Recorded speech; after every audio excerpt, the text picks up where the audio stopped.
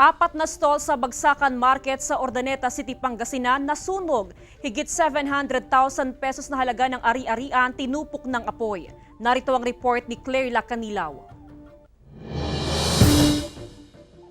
Sa amateur video na kuha ni Juanito Gomez, may kita ang paglamon ng apoy sa apat na stalls sa Bagsakan Market sa Urdaneta City, Pangasinan. Tumagal ang sunog ng mahigit 20 minutos. Unang sumiklab ang sunog sa isang balloon and toy shop hanggang sa madamay ang tatlong katabing stalls. Yung mga stall is hindi slab to slab yung construction. May ceiling na pwedeng lumagpas yung usok at mag-cause ng sunog sa kabilang mga stall.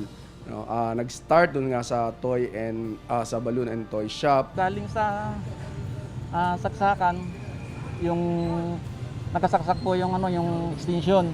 Doon sa extension na yun, nakasaksak naman yung ref, saksakan ng ref. Yun po ang light. Pero yung ilaw patay. Bali dalawa po yung namin, yung breaker namin, isang breaker.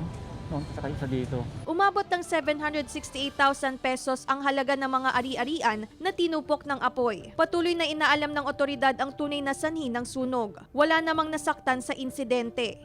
Observe fire safety, ugaliin natin, patayin ng ating mga, o tanggalin sa saksakan yung mga appliances natin pag umaalis tayo. Kung negosyo yan at hindi tayo nandyan palagi 24 hours, siguraduhin natin na walang magkukos ng ignition sa loob ng ating businesses. Kasama si Wilson C. Claire Lacanilaw, Balitang Amyanan.